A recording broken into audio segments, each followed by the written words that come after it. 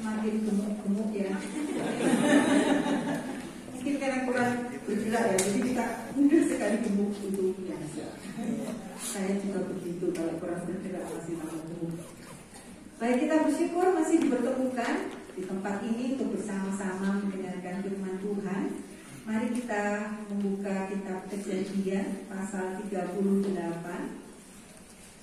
Kita akan membaca bergantian sebuah cerita yang inspiratif yang dituliskan oleh para penulis yang betul-betul dikuasai oleh Roh Tuhan. Kejadian 38 kita akan membaca bergantian. Saya akan membaca lebih dahulu satu ayat, kemudian saudara-saudara melanjutkan satu ayat, begitu seterusnya sampai ayat 30. Saya akan memulai. Pada waktu itu Yehuda meninggalkan saudara-saudaranya dan menumpang pada seorang adulam yang namanya Hira. Yehuda melihat anak perempuan seorang Kanaan. Nama orang itu adalah Shua. Lalu Yehuda kawin dengan perempuan itu dan menghamili dirinya. Perempuan itu mengandung, lalu melahirkan seorang anak laki-laki dan menamai anak itu Er. Sesudah itu perempuan itu mengandung lagi, lalu melahirkan seorang anak laki-laki dan menamai anak itu Onan. Kemudian perempuan itu melahirkan seorang anak laki-laki sekali lagi dan menamai anak itu Shelah. Yehuda sedang berada di Kesib ketika anak itu dilahirkan. Sesudah Yehuda mengambil bagi Er anak sulungnya seorang istri yang bernama Tamar. Tetapi Er, anak sulung Yehuda itu adalah jahat di mata Tuhan, maka Tuhan membunuh dia. Lalu berkatalah Yehuda kepada Onan, ambillah istri kakakmu itu, kawinlah dengan dia sebagai ganti kakakmu, dan bangkitkanlah keturunan dari kakakmu. Tetapi Onan tahu bahwa bukan ia yang mempunyai keturunannya nanti. Sebab itu setiap kali ia menghampiri istri kakaknya itu, ia membiarkan maninya terbuang supaya ia jangan memberi keturunan kepada kakaknya. Tetapi yang dilakukannya itu adalah jahat di mata Tuhan, maka Tuhan memilihnya itu. Lalu berkatalah Yehuda kepada Tamar menantunya itu, tinggallah sebagai janda di rumah ayahmu sampai anakku Shelah itu besar. Sebab pikirnya, jangan-jangan ia mati seperti kedua kakaknya itu. Maka pergilah Tamar dan tinggal di rumah ayahnya. Setelah beberapa lama matilah ada Shua istri Yehuda. Habis berkabung kepada Yehuda ketinggalan kepada orang-orang yang membunuh domba-dombanya bersama dengan Hira sahabatnya orang adulam itu. Ketika dikabarkan kepada Tamar, bapak mertuamu sedang di jalan ke Timna untuk menggunting bulu domba-dombanya. Maka dikabarkannya pakaian kejagaannya. Ia bertelepon dan berselubung, lalu pergi duduk di pintu masuk ke Enaim yang jalan ke Timna. Karena dilihatnya bahwa Shelah telah menjadi besar dan dia tidak diberikan juga kepada Shelah itu menjadi istrinya. Ketika Yehuda melihat dia, disangkanyalah dia seorang perempuan Sunda karena ia menutupi mukanya. Lalu berpalinglah Yehuda mendapatkan perempuan yang di pinggir jalan itu serta berkata, marilah aku mau menghampiri engkau, sebab ia tidak tahu bahwa perempuan itu menantunya. Tanya perempuan itu, apakah yang akan kuberikan kepadaku jika kau memberi aku? Jawabnya, aku akan mengirimkan kepadamu seekor anak kambing dari kambing dombaku. Kata perempuan itu, asal engkau memberikan tanggungannya sampai engkau mengirimkannya kepadamu. Tanyanya, apakah tanggungan yang harus kuberikan kepadamu? Jawab perempuan itu, cabut kainmu serta kalungmu dan tongkat yang ada di tanganmu itu, lalu diberikannya semuanya itu kepadanya. Maka ia menghampirinya, perempuan itu mengambil daripadanya. Bangunlah perempuan itu lalu pergi, ditanggalkannya telepungnya dan dikenakannya pula pakaian kejandaannya. Ada Yehuda yang menyiapkan anak kambing itu bagi orang adulam itu untuk mengambil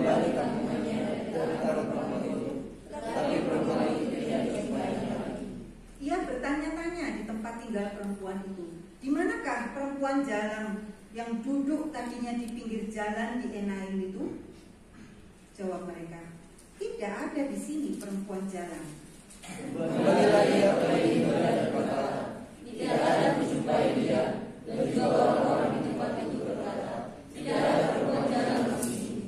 Lalu berkatalah Yehuda, biarlah barang-barang itu dipegangnya, supaya kita jangan menjadi buah olok-olok orang. Sungguhlah anak kambing itu telah kukirim, tetapi engkau tidak menjumpai perempuan itu. Sesudah kira-kira 3 bulan dia berkata kepada Yehuda, tanah menanggungmu sesungguhnya, bahkan para menanggung dari segala negeri. Lalu kata Yehuda, bawa perempuan itu supaya dibakar.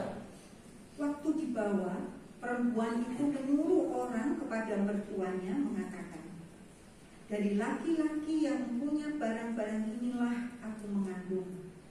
Juga dikatakannya, periksalah, siapa yang mempunyai cap meterai serta kalung dari tongkat ini? Yehuda memeriksa barang itu, lalu berkata, bukan aku, tetapi perempuan itu yang benar. Karena memang aku tidak memberikan dia kepada seorang anakku, dan dia tidak bersatu lagi dengan perempuan itu. Pada waktu perempuan itu hendak bersalin, nyatalah ada anak kembar di dalam kandungannya. Dan ketika ia bersalin, seorang dari anak itu mengeluarkan nyawanya, lalu dipegang oleh dia, dikatnya dengan benang berisi serta berkata, inilah yang keluar.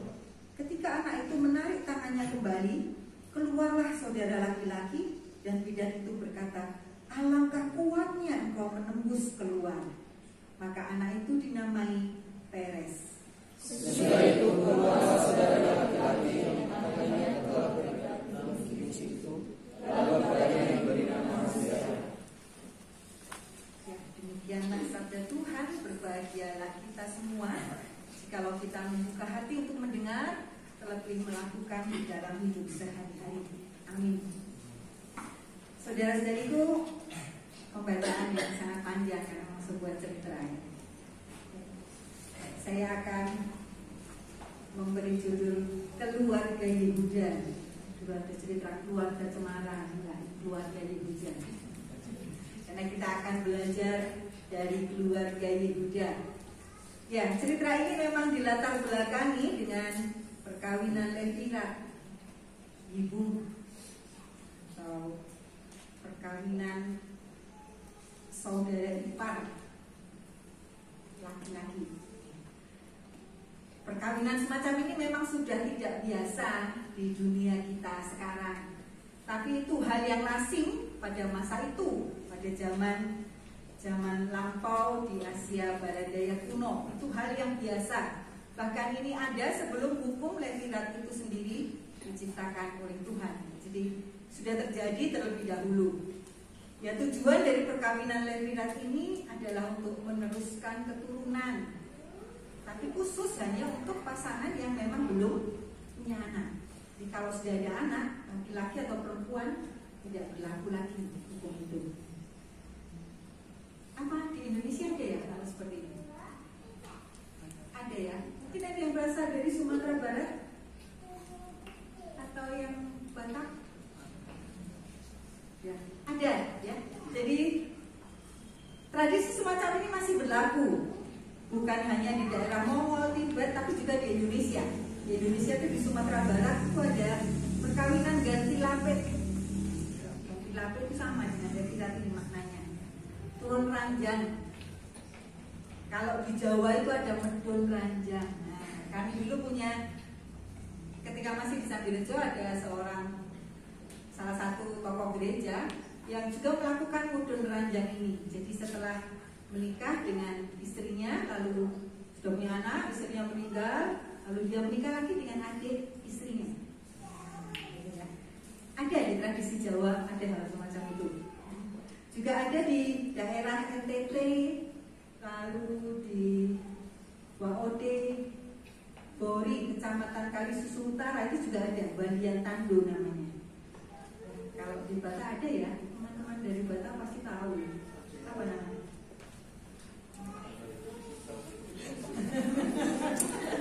Belum lahir,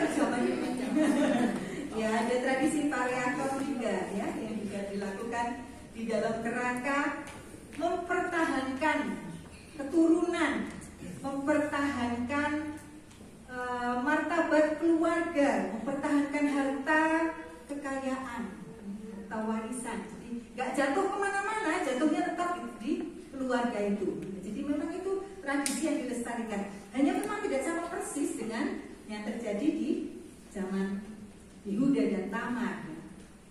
Mengapa tidak sama persis? Karena bisa saja yang meninggal istrinya, bisa saja yang meninggal suaminya, kalau di daerah Indonesia ini ya, dan sudah punya anak ya tetap bisa mudun ranjang atau ganti lapik itu. Jadi tradisi itu dikenal, dan ini sungguh-sungguh berlaku bagi klan yang cukup kuat ikatannya. Ya, perkawinan semacam ini memang menjadi kontroversi.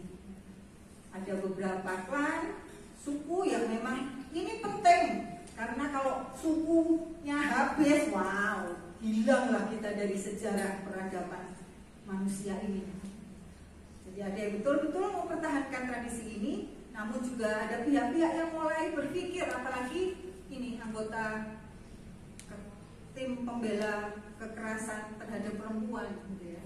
Mengapa? Karena ini dinilai, tradisi ini dinilai merupakan tindak kekerasan terhadap perempuan. Mengapa? Karena adiknya dipaksa kawin. Belum tentu cinta kan? Yang mencintai adalah hak asasi katanya ya.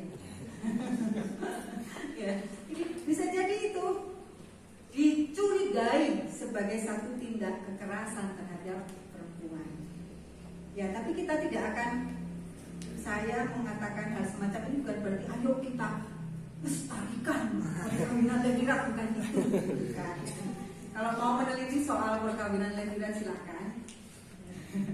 Dalam bentuk skripsi pasti, karena seru ini.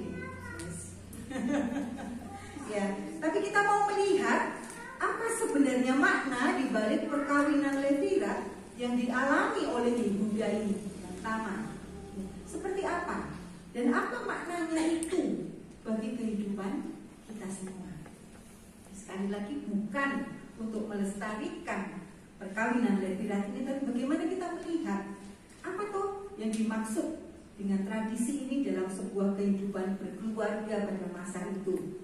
Jadi kita memandangnya bukan dengan kacamata kita sekarang, kita tidak menghakimi teks ini dengan cara pandang sekarang, cara pandang kita masing-masing, dan kita mau melihat apa yang Tuhan mau katakan melalui perkawinan di keluarga Yehuda ini. Baik, saudara-saudariku yang dikasih oleh Tuhan, keluarga yang ideal, keluarga yang seperti apa? Ya, ideal, yang saling mencintai mungkin, ya. Terus bahagia gitu, ada emang? Ya, tapi katanya harus yang bahagia ya, ideal kok. Yang bahagia, yang di dalamnya ada cinta kasih, ada komunikasi, ada pengertian, ada penerimaan, ada tanggung jawab. Ya, ada banyak sekali. Kalau kita mau rumuskan keluarga bahagia seperti apa, itu pasti dari A sampai Z. Kriterianya itu banyak sekali. Oke, ya. Nah, kita melihat salah satu hal yang mau ditonjolkan di dalam cerita ini adalah bagaimana kepala keluarga dan seluruh anggota keluarga mempunyai rasa percaya, mempunyai tanggung jawab bersama. Bahkan seorang kepala keluarga punya kewajiban besar melindungi keluarga. Ya, ini yang mau diperlihatkan lewat cerita kita ini. Dan cerita semacam ini berulang-ulang terjadi dalam sejarah para bapak leluhur kita. Cerita yang akan kita pelajari ini berkali-kali muncul baik dalam keluarga Yakub, keluarga Yehuda ini, keluarga Ishak juga begitu waktu itu. Ada hal-hal yang senada, yang sama, yang memperlihatkan dengan jelas bahwa memang orang-orang yang dipilih oleh Allah itu bukan orang-orang yang sempurna. Cerita ini mau mengatakan tidak ada keluarga yang sempurna. Ayo kita lihat. Iya, kita melihat Yehuda. Yehuda yang seharusnya bertanggung jawab terhadap keluarganya, melindungi dan mengayomi keluarganya, ternyata juga bisa jatuh pada sebuah kesalahan. Ketika Er dikawinkan dengan Tamar, lalu Onan dikawinkan dengan Tamar, dua-duanya mati. Apa yang ada di pikiran Yehuda waktu itu? Wah, bahaya Tamar ini. Bahaya ini perempuan. Mungkin yang tidak baik, yang dikutuk mungkin. Bayangkan anak-anakku dua-duanya mati. Nah kalau yang kecil ini juga tak berikan ke dia, tinggal satu nih. Mati pisang, gimana nih? Anak loh, orang tua ditinggal mati anak, itu kepahitan yang sangat dalam. Orang tua akan mengatakan, bu aku sih mati, bu aku aja mati, jangan anakku. Masih begitu. Betul-betul peristiwa yang sangat pahit yang dialami oleh Yehuda. Sehingga muncullah pikiran, didasari oleh ketakutannya, dia berpikir negatif terhadap Tamar. Dia tidak melihat bahwa peristiwa itu terjadi apa karena kesalahan Tamar. Bukan. Tadi dikisahkan, itu jahat di mata Tuhan. Memang tidak dirinci apa sih kejahatan tidak. Tapi melakukan kejahatan. Sehingga kemudian Tuhan intervensi. Kematian. Juga si Onai. Dengan melakukan tindakan yang tidak baik terhadap Tamar, dia berupaya supaya harta warisan yang diterima akan lebih besar. Karena ini terkait dengan pembagian warisan. Jadi kalau mereka hidup semua, anak sulung itu dapat setengah. Nah sisa setengahnya ini dibagi untuk adik-adiknya. Jadi kalau adik-adiknya ada 4 ya dibagi 4. Nah kalau ini ada 2 dibagi. Otomatis kecil yang diterima oleh orang. Nah kalau ini tidak menurunkan keturunan, maka sistem pembagian warisan akan dirubah. Sehingga orang bisa mendapat sedikit lebih besar daripada kalau dia berada di bawah keturunan Itu sebabnya ketika dia berpikiran, kalau yang punya anak nanti sebenarnya aku, tapi ternyata yang mendapat warisan kehormatan adalah karena ini anaknya kan dia akan dianggap sebagai anak Walah aku itu opo, nggak menguntungkan. Sebabnya dia menolak. Tapi dia tidak menolak dengan baik-baik. Karena di tradisi, kalau teman-teman membaca di dalam hukum tentang Levitat, memang sebenarnya bisa saja itu digagalkan. Artinya dengan mengadakan pertemuan dengan para tua-tua, mengaku bahwa aku nggak mau, oke, lalu terjadi tradisi diludahi. Jadi sebenarnya bisa dibatalkan dengan baik-baik, tapi tidak dilakukan oleh Onan. Dia malah melakukan hal-hal yang tidak benar. Jadi Yehuda tidak melihat bahwa ini adalah kesalahan anak-anaknya. Dia melihat Tamar, perempuan apa ini? Dia melihat Tamar sebagai tokoh yang mendatangkan ketidakbahagiaan di dalam keluarganya. Nah itulah yang terjadi. Ada akhirnya Yehuda yang takut menjadi egois, ya kan? Enggak lah, aku harus melindungi Shelah dari kematian. Itu menurut pikirannya, karena ketakutannya terhadap kematian Shelah. Kasih Tuhan dia lupa bahwa perkawinan itu adalah, ya, dalam tradisi Barat Daya kuno, perkawinan itu berarti memperluas kekeluargaan. Jadi menantunya adalah bagian menjadi milik dari keluarga yang meminangnya. Sistem kekerabatannya cukup kuat. Meskipun Tamar berbeda dengan Yehuda, tetapi Tamar sudah menjadi bagian dari sebuah keluarga. Nah dia lupa itu. Dia mengabaikan hak-hak Tamar dengan mengatakan, kamu pulang ke rumah orang tua, tapi statusmu janda. Orang disuruh pulang, tapi statusnya tetap janda. Itu artinya dia digantung. Kamu tidak boleh orang lain. Kamu bukan orang merdeka. Kamu adalah orang yang terikat, dan aku yang mengikatmu. Tapi aku tidak melindungimu. Pergi sana ke orang tua. Aku lepas tangan. Tetapi kamu tetap milik keluarga. Saudara-saudara, kita tahu bahwa perempuan di dalam tradisi Alkitab Perjanjian Lama, kita tahu bahwa perempuan adalah selalu di posisi yang lemah. Ya. Kalau dia menjadi janda, maka dia tidak punya lagi status sosial. Jadi meskipun dia kembali ke rumah orang tuanya, dia tidak dianggap. Dia tidak punya status sosial. Dia tidak punya apa-apa. Dan dia terancam berbagai kekerasan.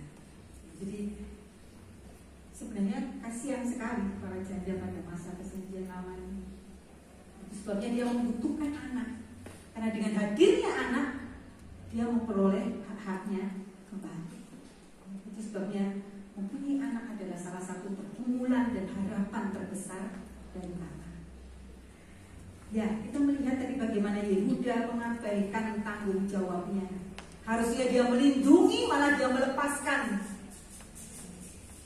Ketakutan itu membuat seseorang salah dalam mengambil keputusan. Keegoisan itu membuat seseorang bisa melukai orang lain, melukai Tamar. Dia melakukan kekerasan terhadap Tamar. Sebabnya tidak aneh kalau kemudian Tamar sebagai seorang perempuan, meskipun dia ditindas, dia berusaha mencari cara untuk bisa meraih masa depan yang lebih baik. Beberapa orang mengatakan, Tamar ini tidak benar. Lihat, masa melakukan strategi menjadi pelacur, lalu nanti Yehuda tidak tahu kalau itu menantunya. Banyak orang menghakimi Tamar. Tapi mari kita coba melihat pergumulan Tamar, bahwa dia merindukan seorang anak yang akan memperbaiki kehidupannya di tengah masyarakat. Tapi bagaimana caranya? Lalu dia ingat bahwa tradisi di sana juga berlaku. Kalau misalkan anak-anak dari orang yang dikawini itu habis, maka ada peraturan lain yang mengatakan bahwa si ayah ini wajib menghampiri menantunya. Ya. Itu memang ada peraturan yang berlaku seperti itu. Memang nggak masuk akal sih untuk pikiran kita sekarang ya. Tapi di dalam kerangka mendapatkan keturunan itu sah jika seorang ayah mertua menghampiri menantunya perempuan di dalam kerangka keturunan pada saat itu. Nah, aturan inilah yang dipakai oleh Tamar untuk melakukan strategi. Kalau dia ngomong langsung kan nggak mungkin tuh beraninya ngomong sama Yehuda. Enggak kan? Akhirnya dia menciptakan sebuah strategi seperti itu. Dia menutupi dirinya supaya tidak dikenali oleh Yehuda. Dia melepas gaun jandaannya. Dan memang benar strategi itu berhasil. Dan dia sangat cerdik dan cerdas menurut saya ya. Kenapa dia? Apa? Bukti identitas. Kan kalau orang ke rumah bordil kan nggak perlu nanya KTP kan ya? Nggak tahu sih. ya. Tapi Tamar ini sangat cerdas. Dia minta tanda simbol identitas diri orang yang menghampiri dia, dan dapatlah itu sebagai sebuah bukti. Ini penting sekali. Karena pada saatnya dia akan dituduh melakukan perzinahan. Dan benar saudara-saudariku yang terkasih, cerita ini mengungkapkan bagaimana pada akhirnya ketika sudah membayar dengan kambing, domba ya, ternyata nggak ketemu ya. Dan kita masih melihat cara Yehuda untuk menaikkan harkat dan martabatnya. Kan gengsi tuh kalau melacur bersama pelacur biasa ya, harus pakai istilah lain yang lebih mentereng, lebih dihormati. Ya, kata pelacur biasanya memang menjadi konotasi negatif, tetapi Ada pelacur yang punya nilai plus di atasnya, yaitu pelacur bakti atau pelacur suci yang melayani kuil-kuil dewa-dewa itu, dewa-dewa itu ya. Nah, dia memakai istilah itu, cari. Bukan pelacur yang hanya menjadi pemuas seksualitas, tapi pelacur bakti. Nah, dia pakai istilah itu. Hira disuruh, temui, cari. Hira nanya, ada pelacur bakti, cari gak ada. Ya, hanya di dalam kerangka menaikkan harga dirinya. Malu dong, gengsi dong. Tapi kalau pelacur bakti kan agak plus-plus gitu. Itulah yang dia lakukan. Dan ternyata meskipun dia berusaha menaikkan martabatnya, ternyata Tuhan menghancurkan dia dengan fakta bahwa Tamar mengandung karena Yehuda.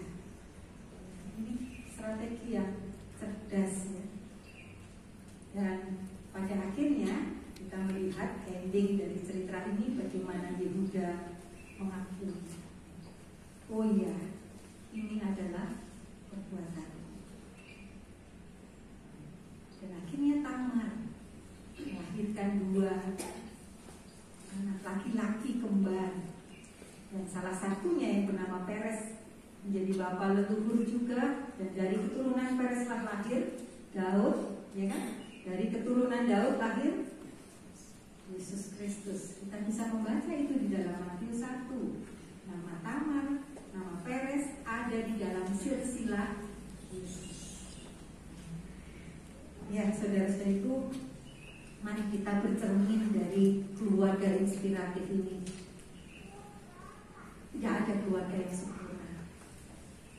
Mungkin saudara-saudara mencita-citakan keluarga yang sempurna, atau mungkin kalau melihat, merefleksikan perjalanan hidup saudara-saudara di dalam keluarga masing-masing, keluarga aku gak sempurna. Iya. Dan kita gak bisa memilih keluarga. Kita gak bisa memilih orang tua. Memang tidak ada. Bahkan kalau nanti berkeluarga, gak ada keluarga yang sempurna. Kamu juga gak ada keluarga yang sempurna. Di dalam sebuah keluarga pasti terjadi berbagai persoalan, kepahitan, saling melukai. Pasti. Ada kala yang satu egois, ada kala orang tua begitu ketakutan terhadap persoalan materi sehingga bekerja tidak ada habisnya, meninggalkan anak-anaknya. Kegagalan pola asuh itu juga mungkin sekali terjadi. Kita melihat bagaimana kegagalan mengasuh anak-anaknya, sehingga mereka melakukan tindak kejahatan dan Yehuda tidak tahu, bahkan tetap membela anaknya yang bersalah, bahkan menciptakan gambaran-gambaran buruk terhadap yang juga adalah keluarga yang harus dia lindungi. Hal semacam ini pasti juga terjadi. Soalnya banyak sampai hari ini korban-korban dari keluarga, entah anak-anak, mungkin istri, mungkin juga suami. Karena kan sekarang bukan hanya istri takut suami, kan suami takut istri juga banyak. Berarti kan di dalamnya ada sesuatu ini, ada masalah, ada ketidakadilan, ada kekerasan. Setiap kali istilah itu dimunculkan, maka keluarga ini sedang menghadapi persoalan. Nah, bagaimana di dalam keluarga itu kita diminta untuk introspeksi. Jangan-jangan aku ini jahat sama anak-anakku ini karena aku punya ketakutan. Jangan-jangan aku berlaku seperti ini terhadap saudaraku karena aku memang egois.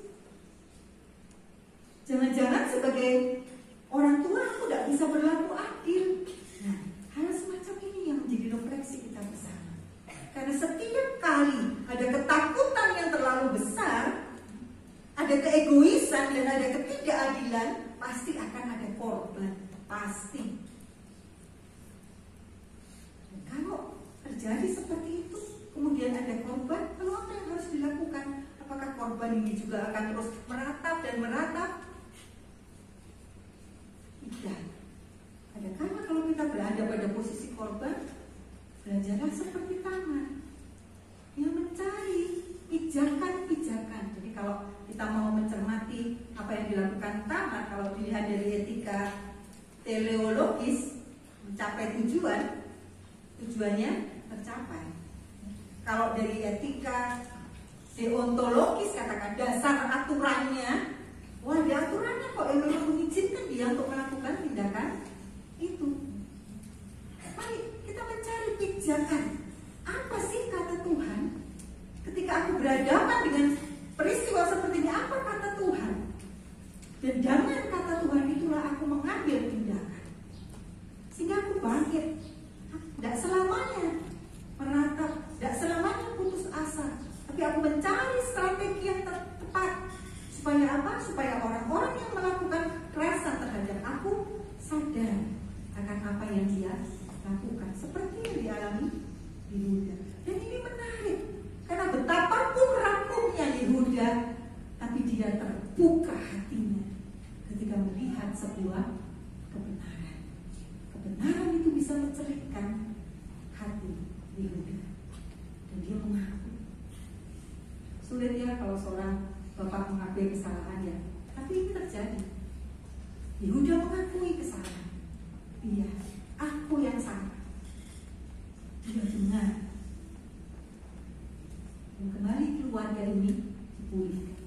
Jadi sebuah keluarga yang tidak sempurna itu bukan berarti selamanya akan tidak sempurna dan gagal. Tidak.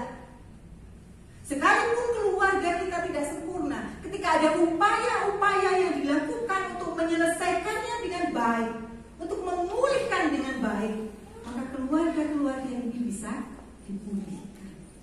Relasi ayah, ibu, anak, kakak, adik bisa dipulihkan.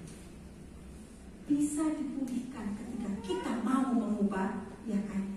Kalau kita kemudian menjadi tidak peduli, menjadi putus asa, menjadi semakin meradang, habislah sudah ceritanya. Kita akan bisa happy end. Bisa kok happy end itu. Kalau kita mau mendengar bagaimana suara Allah itu mendorong kita untuk berupaya memulihkan kehidupan sebuah keluarga. Kekasih Tuhan, ini yang patut kita renungkan, karena namanya keluarga itu bukan hanya keluarga inti ya. Dimanapun kita memasuki sebuah tempat, kita menjadi bagian dari keluarga itu. Kami seringkali pindah-pindah. Dulu di Jemaat Bangkalan itu keluarga kami sampai sekarang. Ketika kami pindah ke Waru, ya itu juga keluarga kami. Jadi keluarganya jadi banyak, iya. Karena dimanapun kita berada, disitulah kita membangun sebuah kekeluargaan. Ya. Di sini juga kita membangun sebuah kekeluargaan. Pasti diantara kita pernah terluka satu dengan yang lain. Mungkin ada yang senang banget nyakitin temannya. Mungkin ada yang senang banget menderita dan meratapi nasibnya. Ya. Dalam bersentuhan dengan siapapun kita pasti mengalami kekecewaan, keterlukaan ya. Tapi ini keluarga kita, meskipun tidak sempurna, tapi mari kita bersama-sama mengupayakan supaya hubungan-hubungan itu dipulihkan. Dan kita berjaga-jaga supaya jangan sampai aku berlaku tidak adil, karena nanti orang lain menjadi korban. Jangan menjadi egois dan jangan terlalu ketakutan, karena ketakutan itu memunculkan pikiran, konsep negatif terhadap orang-orang lain yang ada di sekitar kita. Lalu dia berkali-kali bully terus. Tapi kita tidak perlu mengatakan, oh dia pembuli, dan membuat stempel, oh dia pembuli. Awas loh, pembuli nanti ada tingkat baru ya. Awas loh, itu pembuli loh. Tidak perlu kita menciptakan hal-hal seperti itu.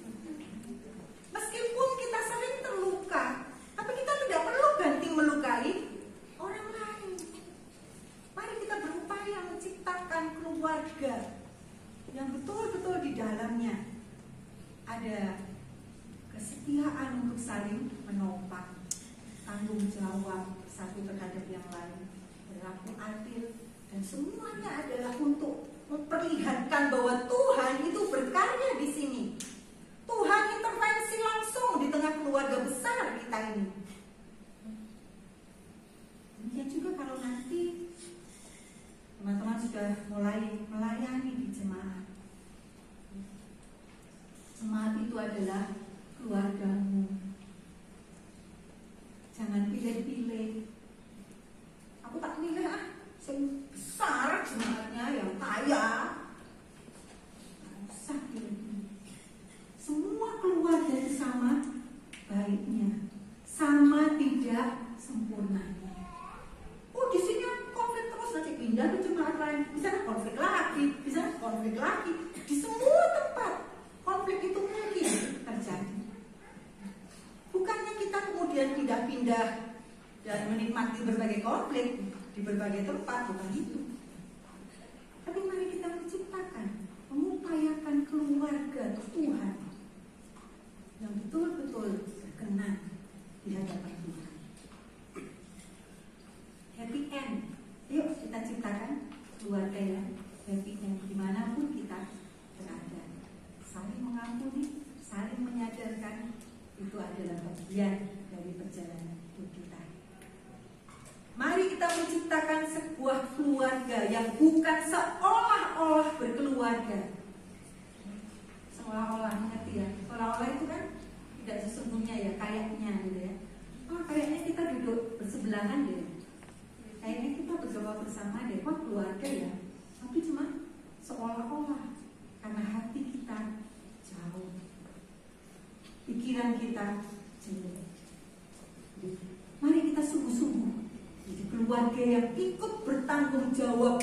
Siapapun yang berada di sini kita ikut bertanggung jawab. Siapapun yang ada di sekitar kita yang adalah keluarga kita ikut bertanggung jawab melindungi dan menciptakan damai dan sejahtera. Keluarga cemara yang tadi saya singgung bukanlah keluarga yang kaya, bukan. Keluarga cemara adalah keluarga sederhana, kategori miskin bahkan. Bapaknya mengemudi becak, tapi keluarga ini toh bertahan di tengah badai. Mengapa? Karena di keluarga ini satu dengan yang lain saling melindungi, saling menjaga, bertanggung jawab. Keluarga cemara ini bertahan dan sekarang masih sampai hari ini beberapa keluarga masih terinspirasi dengan cerita keluarga cemara. Mari kita ciptakan keluarga kita masing-masing ya, yang menginspirasi tapi sehingga damai sejahtera Tuhan semestinya akan dalam hidup kita bersama. Amin.